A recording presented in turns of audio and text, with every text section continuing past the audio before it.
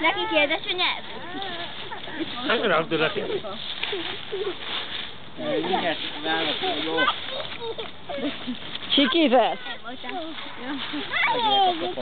Megint kapta a papírt, ezek ilyen papírfogyasztók. Ez az egészséges papír. Ja.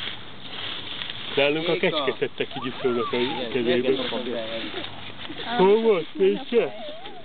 Vagy Pécsen, vagy Veszprémben, amikor először volt. Hát ugye reggel hazaérünk mindig. Elfogyott. Igen. Kiadtam meg. Hát ti ettétek meg. Bözony. Meg evett a madár is. A kismajom is evett. Jó, Págyi, jó. Réka. Mi van?